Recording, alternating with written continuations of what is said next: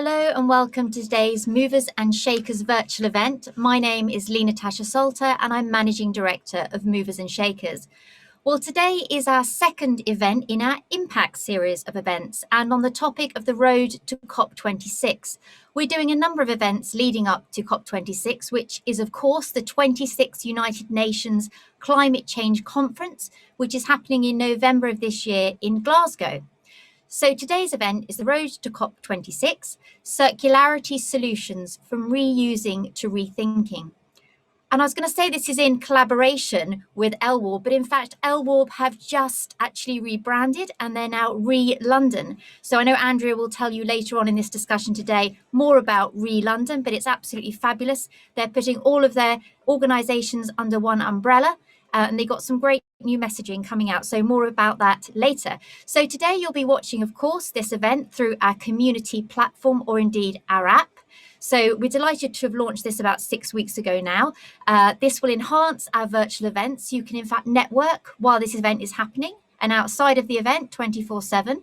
And when we go back, hopefully in a few months to physical events, you'll be able to watch some of those you can't attend. You'll be able to network, arrange to meet people at events and to follow up conversations afterwards and lots more. And to really fulfill our aim this year, where we're trying to drive more and better collaboration between the private and public sectors on a local level and also on a global level.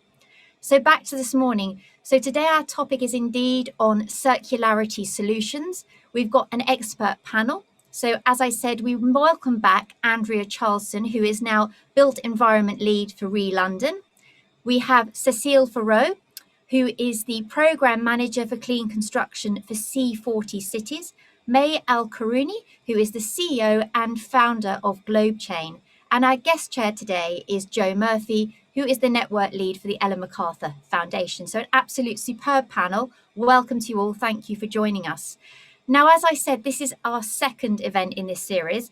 And our first event, which was last month, was looking at circularity in terms of tackling carbon and achieving net zero carbon using circular approaches and the big picture. We now today move that conversation forward and onwards to look at circularity solutions, to look at why perhaps the construction industry is still lagging behind, what the solutions are, how they can be implemented, and how this takes on board good leadership, what those actions are, and how can collaboration play a big part. And we're looking at the private and public sector collaboration, and we're looking to detail in terms of local community as well. So how can we deliver these solutions that are particular to each local community, but on a global scale? Lots of interesting questions I'm sure will come up today, but just to let you know the format, I'm going to hand over to Joe in a few minutes, and he's going to introduce each of the panelists. They're going to give 5 minutes each on their take on their solution and the problem. And then after that, we'll have a full discussion as usual. You'll be able to ask questions, so please do ask the questions on the chat. Have a think while the speakers are setting the scene, and then we'll try to answer as many as we can today. Thank you very much indeed to all of you. I'm now going to hand over to Joe to start the event going. Thanks very much. Enjoy. Over to you, Joe.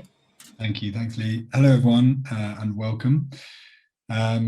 Okay, so maybe to set the scene and set some context for the conversation, the brief was to talk about solutions and the how, and this idea that we're moving from reuse or recycling, the triple R's, to rethinking.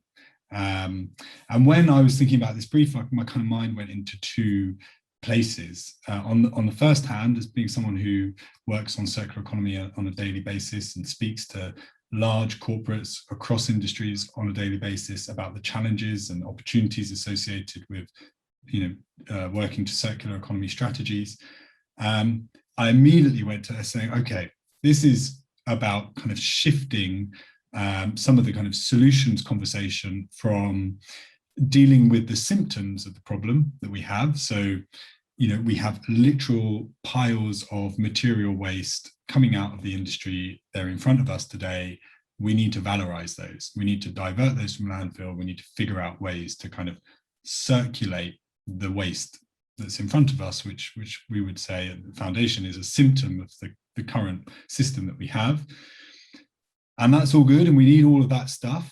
But really, when we move from reusing and recycling to rethinking, it's also about coming kind of upstream and getting into the design phase and saying through design of our built environment, through material selection, through the business models that wrap around access to the built environment, how can we design out waste as a concept from the built environment? So that was one thing, moving from the symptoms to the root cause. And another thing was scale.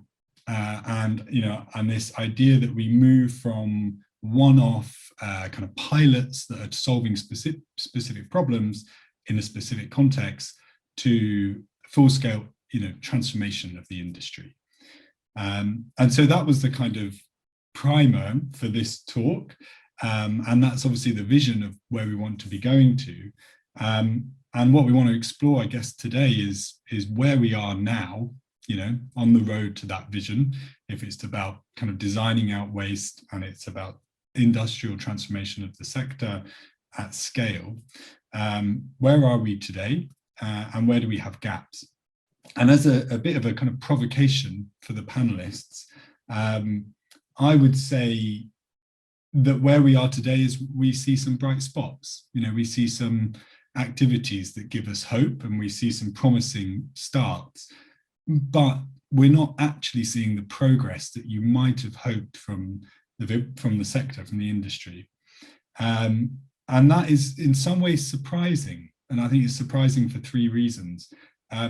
First of all, just intuitively, applying circular economy principles to the built environment, whilst will be incredibly complex, intuitively it should be easier than applying circular economy principles to plastic packaging, for example. A building is a high value asset, it doesn't go anywhere and it has a long lifespan.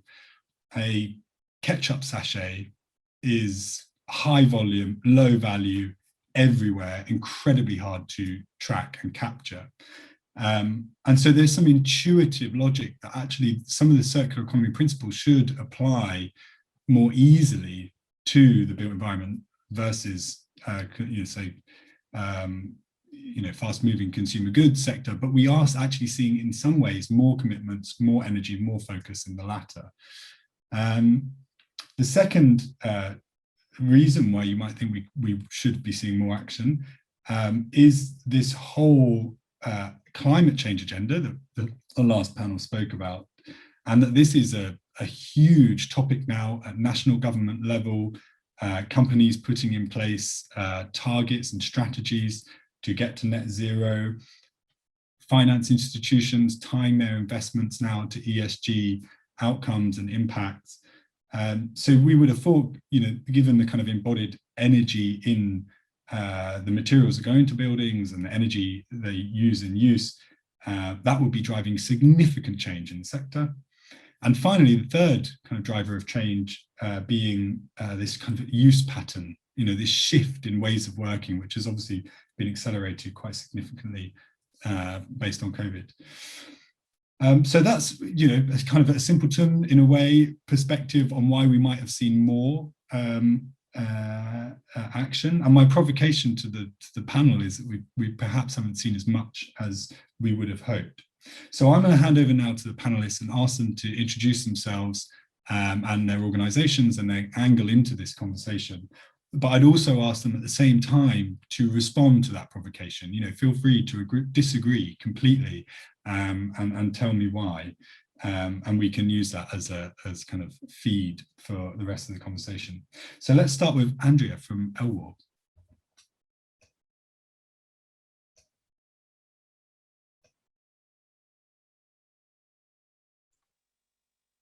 Hello. Can you hear me fine? Yeah, we've got you. Brilliant, great.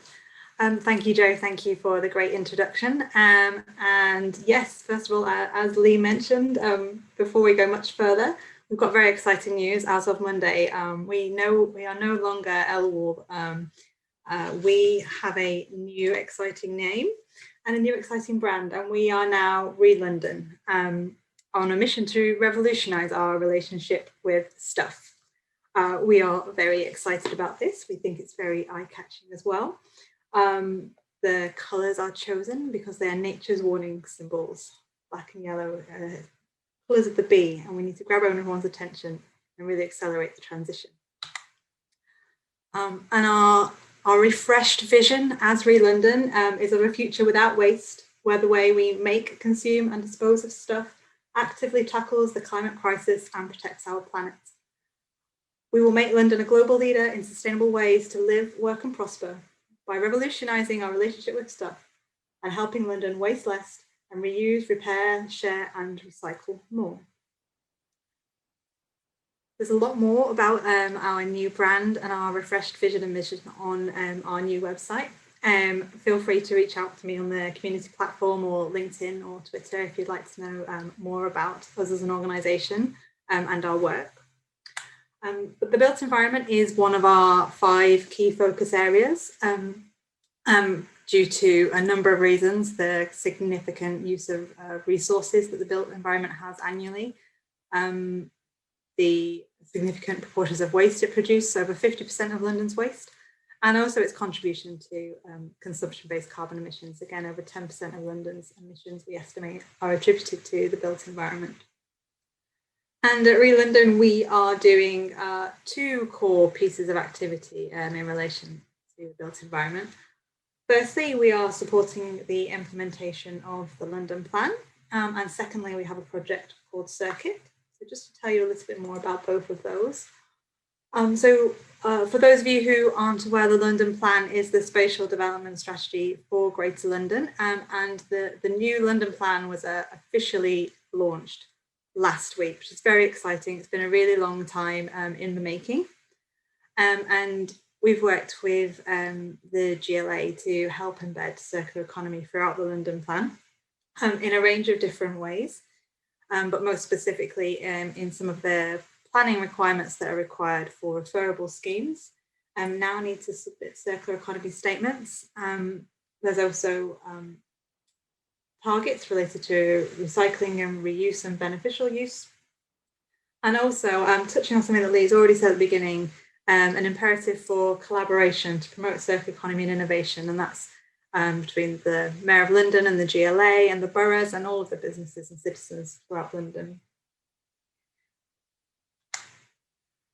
And then our flagship project at the moment is it's called Circuit. It's an EU Horizon 2020 funded project. So long duration, we started in 2019 and we're going on to 2023. 4 cities working together. So alongside London, we've got the city of Copenhagen, Hamburg and Banta. We've got 31 partners across those 4 cities, covering the whole supply chain within the built environment, from developers, contractors, demolition contractors, waste management specialists, architects and engineers, and lots of other advisory bodies around those core actors. And the core focus of this project, touching on what Joe's already said, is to really accelerate the transition or scale up the use of circular construction solutions and techniques from these individual niche projects, having to be led by a really strong design brief or client, to something that's adopted citywide because it's either embedded into policy or we've demonstrated the business case, and because we've provided the tools and solutions required to make it easier to implement their solutions. We're going to be doing that through 36 demonstrations across the 4 cities. So there'll be 9 in London, and we'll be disseminating all the information that we find on those demonstrators, both in terms of the technical solutions, but also the environmental benefit and the financial business case. We'll be really have a real focus on data throughout our project, so making accessible any data that we find and also the data that we produce. And we're also pulling together an academy, which is where we can really share the knowledge that's created throughout the project, both in terms of our publications, but also in terms of networking and training opportunities as well. And we're focusing on 3 main aspects of circular construction. Firstly, the recycling and reuse of demolition materials, then adaptive reuse and refurbishment of our existing built environment to meet our changing needs, and finally designing our new buildings to make both of those two things easier in the future. And so those two kind of projects and initiatives together kind of touch on some of the solutions that we're really trying to work on as an organisation at the moment. And these are kind of real tangible outputs that we hope to be producing over the next few months and years. As already mentioned, we'll be looking at data platforms and also the templates that are needed, consistent and standardised templates to collect that data. Guidance on a whole range of different ways to embed circular construction, also targeted at different people along the supply chain. So a lot of our focus is with planning officers, for example, as well as developers and the design and delivery community. A core focus of what we're going to be doing is producing case studies, and not just of our 3026 demonstrators, although obviously we'll have the most detail on those. But there is a lot of great work already going on across the 4 cities and outside the 4 cities. So we're really trying to increase the knowledge bank of what already happens and disseminate that further. I've already mentioned training, and also we'll be pulling together as much information we can in the next few months into a wiki. So there's one place that everyone can go to at least find the current status and the best practice solutions that are already available. And then to respond to the provocation and like, are we not seeing enough and why are we not seeing enough? I would say I've been researching and trying to implement circular economy in the built environment for quite a number of years myself, and it has been very slow progress. I'm hopeful about the last year and the significant increase in interest that I've seen from a whole range of different people across the supply chain in the past 12 months in circular solutions. I think we are, as an industry, my reflection is we do still find it easier to focus on the symptoms, and that's the stuff we are presented with up front. And it's taking longer to have that longer term thinking and really address things in design. I think steps like the London Plan policy are really, really important, because through submitting a circularity statement as part of the planning process, you are required to have thought about the design process and how that can influence circularity outcomes really early on. So I think that's a positive step, and I hope that's a catalyst for further change. I think one of the key barriers I've seen is the lack of awareness of what's possible, and that's why quite a lot of our work and our activity is around dissemination, both in terms of guidance and case studies, just to make it much easier for people to access existing knowledge, and rather than feeling like they have to reinvent the wheel and start from scratch. I think I'll leave my opening remarks there. Great, thank you, Andrea. Super clear. Lovely to see the new Re-London colours. Okay, so there is progress. We are feeling optimistic. There's a bit of very recent momentum. It's not necessarily all about discovering fancy new technical solutions. A lot of it is just about knowledge, inspiring case examples, training, connecting, yeah, that's great. It's great to see. So let's move on to Cecile at C40. If you could do the same, just give us a bit of an overview of C40, the role it plays, your angle into the conversation, and also your view on the progress we're making. Thanks, Joe. And I'm just going to share my slides. Can you see them okay? Yeah? Yes. Great, perfect. So thank you so much. It's a pleasure to be here. So thank you for having me.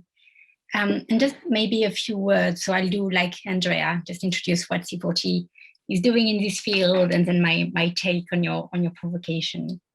So for those of you who don't know C40, we are a global network of 97 cities. The slide is already updated, really connecting them to work on bold climate action and making the climate crisis a core topic and a core mandate from these mayors to work on. And our chair is Mayor Garcetti of Los Angeles since December last year.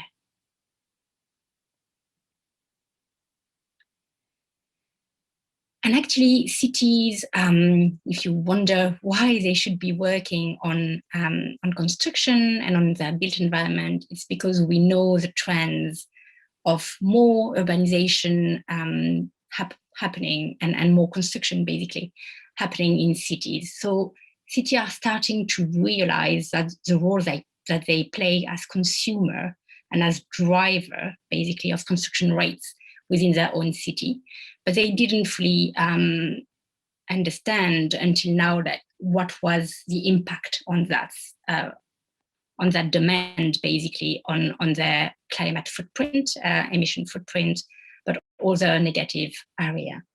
So the Clean Construction Program has been launched in 2019 to really start gather cities thinking and really support them in tackling this issue.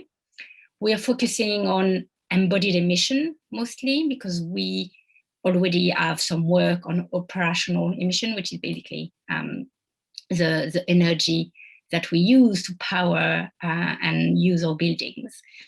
So what about the next step, which is the impact on materials, design, maintenance, retrofit, and end of life? So how do we demolish and create waste all along the process?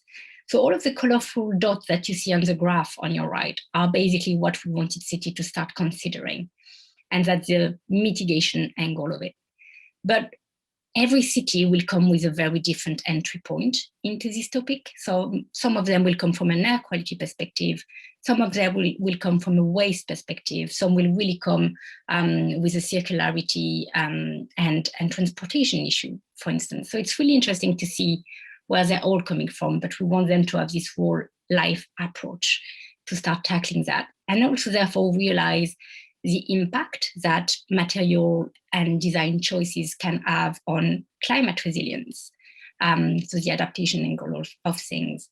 And also how does it impact negatively social and health of their communities and of all of us residents in cities. And what is the economic role that construction plays into this, especially with a lot of talk at the moment and discussion about COVID, the crisis that it has generated, and the need for green jobs and just transition. So we're looking at all of that in two ways: in a network which is closed to cities, where really they can share, learn from each other, and a part where they need to discuss with the industry, because as Lei and Andrea were saying, and you were saying also, Joe, nothing is possible on, like, nobody can take full action on their own. The collaboration is a critical piece, which is why we have the forum aspect. And really the type of activity that we do and that we support city taking action and taking policy, adopting policy on this field. Doing that by allowing them to know about the topic, to understand it, no matter what entry point they have on it. And really facilitating the discussion in a safe space where they can share their challenges, their tips, what has worked, what hasn't. And also therefore stimulate also a kind of peer-to-peer competition, which is in this sense productive, so that they don't want to miss out on being really taking the next best action. And also really scoping all of the type of actions that they can take. And then for the industry side and collaboration side, it's really about aggregating demand signals, making sure that they understand each other's perspective, that they test and consult their ideas with the private sector, so it doesn't come only one end, but it's really informed both ways, or top down, bottom up, depending on how you see it. And really developing this trust to allow for stronger global and local cooperation. So what can city do in this field? They have three sets of action really that we wanted to share, which is first, they can set the vision, set the direction of travel, where do they want to go, and have strategies and target to explain how they're going to get there.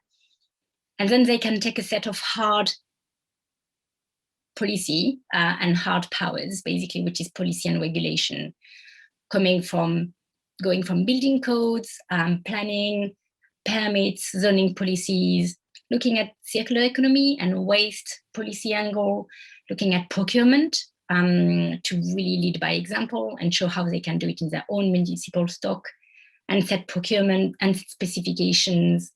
They can also make really strong link with their climate resilience policies. But that's only one part of the story. They can also very much use their soft powers, which is so important when you are at the start of this journey, about convening communities and stakeholders, getting their insight into what are their problems and how we can jointly tackle it. Really supporting education and training programs, building the case with demonstration and pilots, exactly as Circuit is doing, participating or creating themselves competition and awards to really make the case and show viability and embed a set of fiscal measure and financing scheme. And what we've done and what we've launched last year was really the map that you see on your right, which is a clean construction policy map. That is a living interactive map where you can see all of the type of actions that cities across the world are doing to tackle this issue. It's a living map, which means that we update it regularly and it's going to be updated over the years, and it's also translated and available in 5 languages. And you have 3 examples there at the bottom from very different approaches, from Los Angeles adopting the Buy Clean Act to look at the materials that they procure, at Rotterdam and Amsterdam really being at the forefront of circular measures with specific plan where the built environment is always one of the core pillars. And Paris recently, last week, launched their Pact for the Parisian construction, which is fully about circular economy and construction. So that's one thing that we really help cities with. The other thing that we help them with is providing more education and information resource, the same line that Circuit is doing. So we have our knowledge hub where we have pieces such as case studies and report, but also short articles, which are like the why pieces, which are really policy briefing on why they should take action, and the how to type of article. And I've provided 2 examples there on the slide, which really is guidance and implementation support so that they can understand the type of how basically they can take action. And then we're going to have upcoming cases coming up. But the main things I wanted to mention is that cities can really use their voice to aggregate the market and really say, what do they want to go, where do they want to go, and what are the actions that they're going to take. And that's what we launched with the Clean Construction Declaration in November last year. Don't think that the declaration is only a declaration of intent or blah, blah, because it's not. They really commit to take a set of actions. And what I want to share with you now, we can look at the collective targets, but really what I wanted to share with you is that all of these actions are really made with circularity at its core. So it starts with rethinking. Do we really need to build new? How can city can really prioritize their existing assets and stock? So it really starts with this rethinking piece. And then it goes into, if you need to build new, after you've optimized your stock, so better use, repurpose, renovate, and retrofit, basically. If you need to build new and retrofit, then use a plan and a design that is made for the future, that really look at embedding better use of material, less use of material, making sure that we can reuse material in 20 years' time, but that can be, that their life, the life of the building, can also be changing, and therefore looking at flexible design and flexible use and modular construction. And then also basically look at efficient, so material efficiency and low carbon material to also then reduce the impact that we have. And finally, really look for clean sites, which we look at more the air quality angle of thing and the machinery. So that's all of the commitment that city have. I'm sure you can have the time to discuss, we can have the time to discuss that further. And my take on why we're doing all of that with cities, and therefore why things are maybe not moving as fast as we would like them to move, is that contrarily to plastic, where people see the impact in their daily life, people do not see the impact of their built environment, unless it's malfunctioning and they're cold or too hot. But usually there's not much that they can do themselves about it. So there's no public pressure, basically, to move on this, which is really, for me, going into the fact that this whole topic on embodied emission and wasteful sector is invisible to the main user of buildings. And that really doesn't help to get them moved. That's my take on why we're not moving faster. Thanks, Cecile. Okay, so a bit of, we're lacking the consumer pressure. Andrea mentioned as well that the long-term thinking is an issue, and permission to think long-term is an issue. Okay, we'll come back to some of these threads. May, if you can round us out with the intros, tell us a bit about GlobeChain as a solution provider, and again, your perspective on the progress being made, and then we'll kind of open up the conversation. Yeah, absolutely. Thanks. Thanks, everybody. Yeah, what's really interesting is obviously we're coming from kind of bottoms up approach, if you like. So to give you context of kind of what GlobeChain is and how we kind of scaled and what we're doing in the built environment is we've been going 5 years, and my background's investment banking. So I saw a need to like digitalize waste a long time ago before anybody used the word reuse. This word sustainability was under CSR, and CSR was mainly kind of HR and human resources and staffing issues. So it was a real challenge to get something off the ground. The reason I did it, and some of you may be aware of the story, but basically we moved offices across the road. So I used to fundraise for property funds and hedge funds. And, you know, obviously we have a lot of commercial property at the time. We moved across the roads, and the bank disposed of all their furniture. And this was perfectly good fixtures, fittings, computer equipment that came round, and facilities told us, you know, what color carpet tile do you want in your new office, you know, doing a bit of research. It worked out around £50,000 per person to make the move, and that was everything, right? It was labour costs, it was disposal costs, it was moving, it was buying new assets, and so on. And there wasn't really anything in place to take responsibility of where the legacy assets were going to go. And I just thought, why is no one digitalised waste and connected these large corporates to charities and small businesses to reuse and redistribute unneeded items? And in essence, this is how GlobeChain started. And just going back to kind of circular economy and where it was at that stage, there was nothing out there. So to get any type of funding to build the technology was zero. So I basically paid £800 to set up a website, and got lucky with one of the largest retailers that does a lot of store refurbishments. And they told me they had a really big issue with fixtures and fittings and you know, kind of rip outs of their stores. So it actually went beyond kind of the furniture element.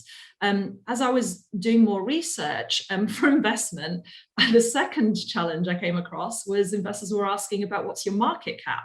And obviously there was no data in the market. I think DEFRA had something from like 2009 for waste stats, but that was actual waste stats. There was like one figure I think Veolia did on a recycling. So again, second challenge. So what I did was obviously self-financed it for 4 years until it generated a revenue. And then from there, circular economy started really moving. But along that period of time, the way we operate is we ended up organically going in three areas: retail, construction, hospitality. Retail was a lot of fixtures and fittings, stock refurbishments, and obsolete stock. And then you have obviously construction, and construction was quite varied. It was everything from a refurb, demolition, a new build, excess materials, samples, and so forth. And then hospitality was pretty much under the built environment, really, because that was dealing with the hotels and the restaurants and constant refurbs over 5 years of those. So the first kind of couple of years was really interesting because we found there were really 3 drivers in building the marketplace and getting these construction firms to come on board. And the main drivers that were like challenging at the time was really government drivers. There were obviously client drivers, and then there's data drivers. Now, we didn't have much data. Policy wasn't that great in those days. And we had client drivers though. So what was really interesting is these companies did want to innovate. And as we started talking to them, we developed GlobeChain further beyond just marketplace. So we have something quite unique in our system. We generate ESG data on the giving of the items and assets. So we break down social, economic, and environmental impact. Everything from kilos diverted, we know who took it, what they did with it, if they reused it, resold it, upcycled it, if it helped with employment levels, grant funding, upskilling, and the value of products, and obviously the SDGs to hit kind of climate change targets, but also sustainable development goals as well. So all that we used to collate in a dashboard for the corporate, and we were finding they were using it on 3 levels. One, obviously sustainability reports, 2 for tax offsetting, and the third one that's become quite a fashion at the moment, and I'm sure a lot of people are aware of this, is it's used for bond risk, credit financing, IPO, share pricing. And this is where it really started the last year building up in the built environment. There was more options for people to look a bit outside the box. And there was obviously more policy coming in with the drivers for driving our type of technology. We're now 10,000 members in the UK, and last year we launched in Spain, New York, and we actually have a quiet partnership with the UAE royal family and the government out there, who predominantly focus with us on built environment issues. So from my perspective, what's been interesting, I'd say, is the last year, built environment has really gone another level. So it's gone beyond the theory of just, you know, how can cities and how can we help? And I think things like the London planning being published, helping companies put reuse solutions in tenders have helped. And also there is a lot of solutions out there in the market. I think where I see challenges are on procurement and budgets. So for me, there hasn't really been a company that's gone, you know what, we're going to have a big sustainability budget. We've had to basically talk to probably 7 people in an organization. So we've had the architects involved, we've had contractors involved, we've had the engineers involved, and then obviously we have the client or the landlord that owns the land involved. So the challenge people have at the moment is finding the right procurement way of bringing in new innovation, new products from our perspective. I'd say the other area as well is on the structural engineering side. I think this is where I'm seeing more challenges now than, say, material and building design. That being because a lot of these structural type of materials, such as, say, metal beams and so forth, you know, they have to be compliant, and it's very strict. So there's not enough guidance around that area. Whereas the architects and the contractors, we're finding now they're coming to us and saying, listen, can we put you in the tenders? And it helps them differentiate themselves from other competitors. We're also recognizing the BREEAM points, which helps as well. So what we've tried to do is slip into old traditional ways of doing things, but bring that innovation, slowly help enable the built environment to come through. And to give you an example of the types of things we do everything from ceiling tiles, flooring, fire doors, windows, glass. We've even done an air bridge. We've done soil, we've done a demolition site. So pretty much you'd be very surprised what goes through reuse. And especially what we've noticed in COVID in particular is obviously the built environment has been moving on, but also on the reuse side, it's taking 20 minutes for items to be requested by different types of charities and businesses. So yeah, that's really my kind of view on it in the last 5 years of how I think actually it has progressed. And we just need to help these companies and contractors enable that process a little bit better, because they are actually asking for solutions. And it's just about understanding their phases, REBA, health and safety and compliance, and being able to almost build a general product around how we can fit in now and grow with them as they grow.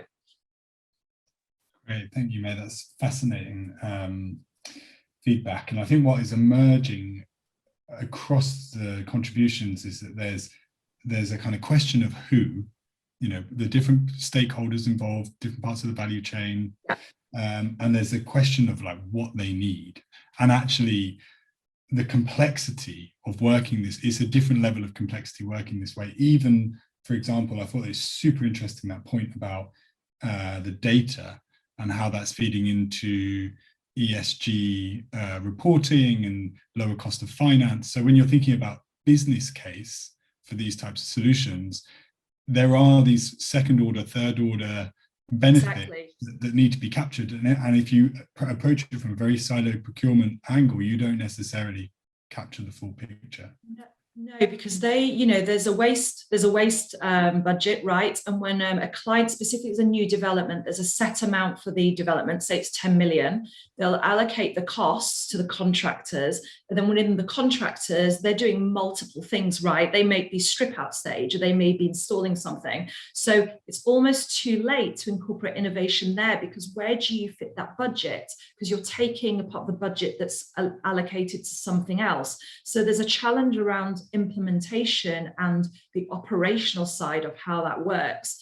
There's they are trying to change that. It's actually really complex. And as you said, we're finding you have to get involved more and more people. And the finance director probably doesn't even know the contractor's collecting ESG data that he can offset on VAT on some of their stock or corporation tax, So there's a communication side of it, but also there's an actual technophobe side as well. We kind of joke, the days when people couldn't read and they wouldn't tell you. You can't assume everybody understands complex technology like AI and machine learning. You've got to take a step back sometimes and look and think, okay, why is this client not being able to use this properly? And sometimes it can be as really simple as just the fear factor of doing something completely different to what they've been used to and told to do forever. And as you said, it's a commercial decision, right? You've got to make sure it makes commercial sense if there's a budget for a development or a project. Yeah, great. And Andrea, I see you coming back on, and Cecile, perhaps you could also come back on with your camera. Did you want to come in there, Andrea, on a specific point? It's kind of to, echo some of what May was saying. And also we're finding, lots of people over the past 6 months have been saying, like, we want solutions, or we want a solution to this. And I'm like, oh, that solution already exists, or there are solutions very similar. And it is really about communicating what the solutions are. But also it's not, although it's off the shelf, you can't just go and use it. It is a change to your system. You can't have a business as usual and all the great benefits and outcomes. You need to do things in a different way, or in a different order, or involve different people in the discussion. So one of the things I've been doing over the past few months is just like a how-to guide on, like, what are platforms like May's platform, and what do you need to be thinking about, and who and when to be able to engage with them? Because you can't just like go in at the end and be like, right, okay, platform, it won't work. You need to think differently and act differently. And we're trying to kind of be a bit of a translator, as it were, from the solutions to the people who need them, or proactively asking for them. I would say that the industry is actually quite diluted with amazing companies that do probably every phase of REBA in the built environment, and can fit into everything. But, some of these companies don't get a chance. There is issues around funding and support in the sense of government and legislation, but also, people, they don't have time to find all the information out. So it takes time for that information to move through. And, most of our work is based on referral. A contractor uses us, they go into the next project with us, then they tell the other contractor, and someone sees us in a tender. So you really need to kind of shout out about it. And, I always it pains me when I see government or funding being given to a consultancy to set up an idea for a project. Don't do that. Fund the businesses that are actually growing something that actually has a product to market that can help a particular sector or industry. And I think there's a little bit of you need money for ideas and innovation, but you also need to boost scale up, because that's where there's lack of experience in the circular economy. Yeah, I mean, it's actually, on one hand, extremely positive that this isn't necessarily a innovation challenge in terms of we need new technical solutions which might take decades to bring onto the market. It's actually an innovation in terms of working differently, and there's a kind of organization readiness dimension to this, right? And I would imagine, and this is what we see in other contexts, is having, say, CEO leadership on a topic for a business is absolutely critical to, you know, people within the business having permission to start to explore in some of these ways, work slightly different, break down silos within the organization. And Cecile, I wonder how that works. How are you seeing that kind of organization readiness dimension play out across the cities that you're working with, and that flavor of them actually being able to embed some of these in their procurement, you know, kind of requirements? How are you seeing the kind of mayoral, I guess it's a mayoral sponsorship of an initiative that has to be key? It's so interesting. There are so many dimensions in there, which, and I basically fully agree with you, May, in the fact that what our cities are asking us, like, you know, where do we start and what are the solution? And it's not what we say first and foremost is do not go for innovation funds or do not go for, you know, big new reinventing the wheel type of thing. The first thing is to understand what's happening in, you know, what the problem is. And there is a great deal of sharing that across departments. So May, you were referring to the fact that you need to talk to so many people within the same organization. It's even bigger within the city, right? You need to speak to the procurement department, to the sustainability department, to the waste department, to the business department. So that, and then the mayor office, and bring all of this together so that they, basically the first step is for them to understand what they've never been accounting for properly or fully before. So it's not in their GHG inventory when it comes to material and design choices. And the waste aspect is always accounted differently too. It doesn't really translate in terms of emission necessarily. It has other impact. So it's just getting them to get the full picture first, and then understand that actually by first avoiding emission and avoiding waste by making the most of what they have, so their existing assets, you know, is the first step. And then when they need to build new, fully embrace the circularity way of thinking and logic to ensure that they put in place various support solutions that will help the local businesses that have the solution to really come into play into the game. And so what has been really interesting this past year with COVID, especially I would say from North America, but not only, is that people are now wondering how do we actually bring in communities, green jobs, just and green recovery conversation into this mix? How does it play? How do we really, and supporting local community and creating local circular loops and markets within the city is what I'm shouting out for the last year, because it's definitely something that is so important for people to understand. It's not about capture carbon and storage. That's part of the equation, right? I'm not saying that we shouldn't do that, but that will take years of investment and technology to get into a solution. And the main impact that you can have is just looking at, okay, what are the solutions that are already happening in the city? What's already there? And how can we leverage them? Really embedding that.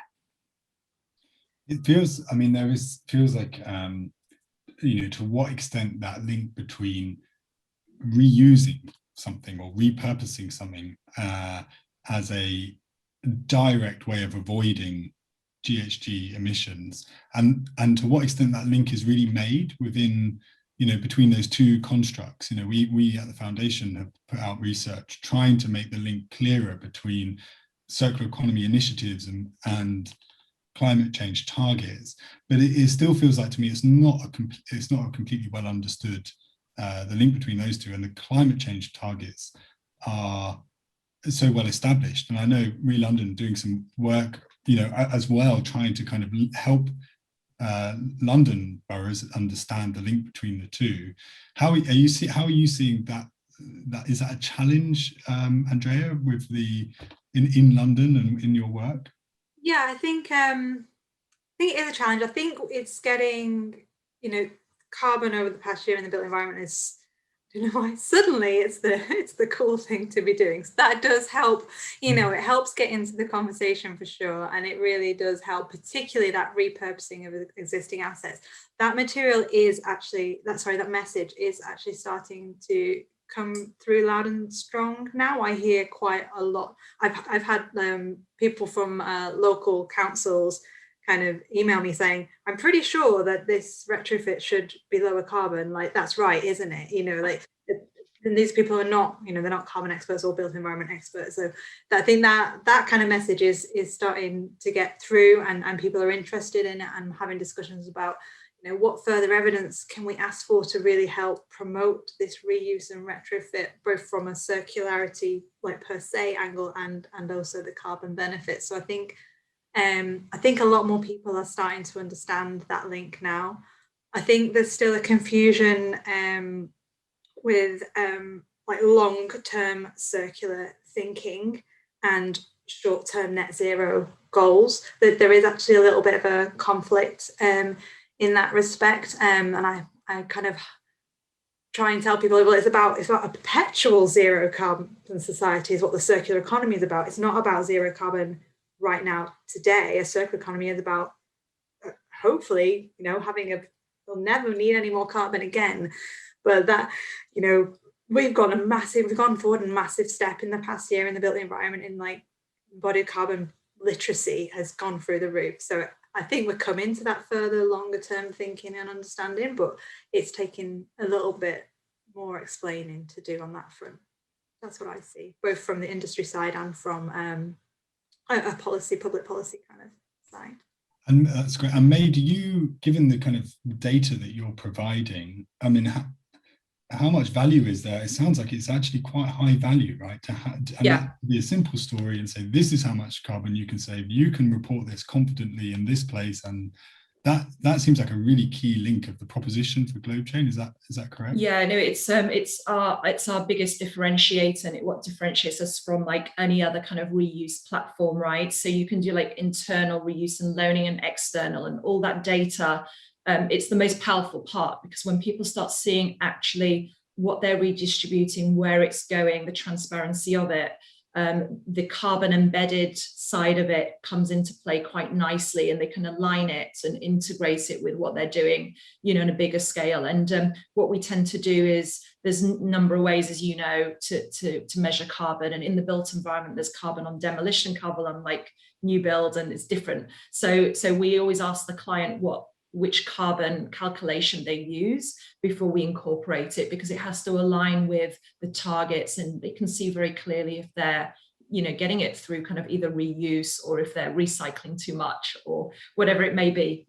So we're finding that's the biggest thing people come for using us. Yeah, we're getting close to time. Andrea, you wanted to come in on something? I just wanted to give a more positive story as well, though.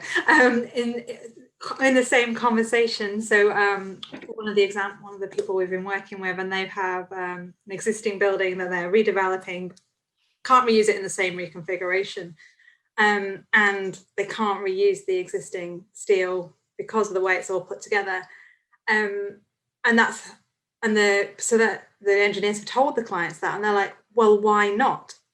Can we make the next building, like the new one that we're going to build, can we make it sure that we can use the steel next time? Because that's now we're kind of wasting all that carbon, we're bringing in new steel. So although it can be difficult to get your head around, actually it is still prompting the conversation as well. And so now the new building that is being constructed is going to have elements that are demountable and reusable as full steel sections, because the client's like, oh, this is costing me carbon.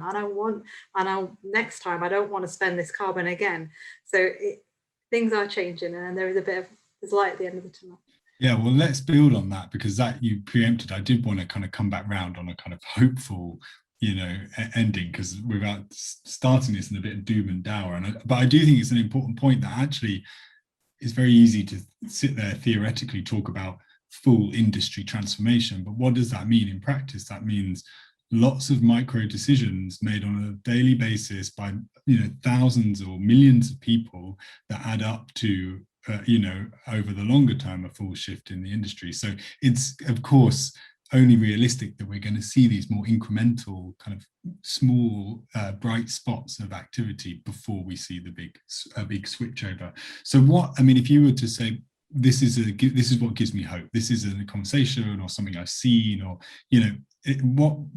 how can you close on a bit of a hopeful story like Andreas shared there, something that you're seeing in your world? Maybe Cecile will go to you.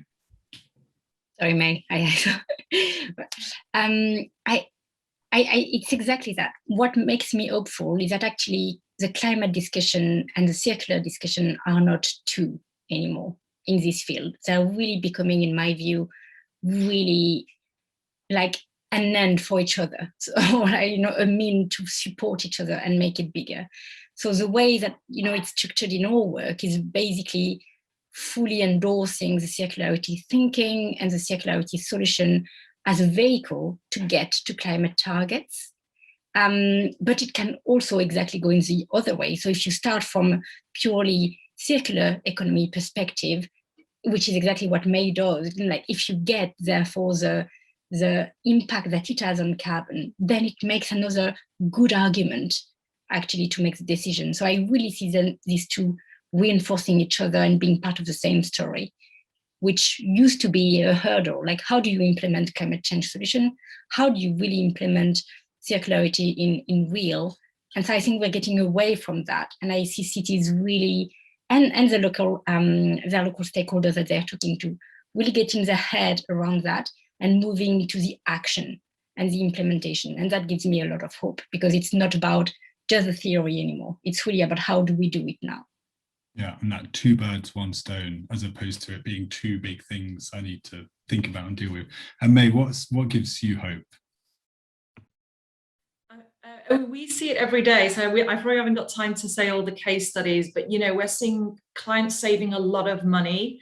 They're pushing the boundaries with the types of products that they think won't go, and they go on the site. So it's really satisfying to see the reuse and actually the social impact of it, how it helps the organizations that take it and reuse it.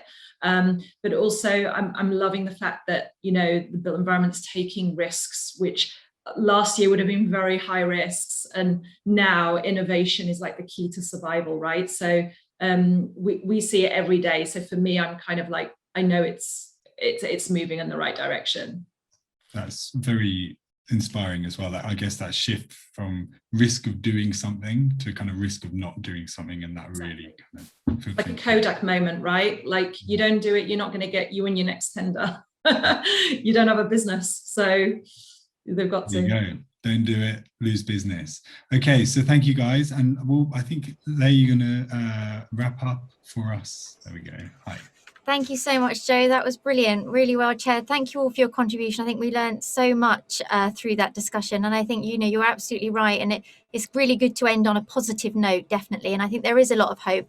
And I completely concur with what you say about rethinking actually happening. And I certainly think from sort of being interested myself in the circular economy, 12 months sort of on from what I was looking at previously, there has been a lot of change. People understand it, where they were sort of, what is that term?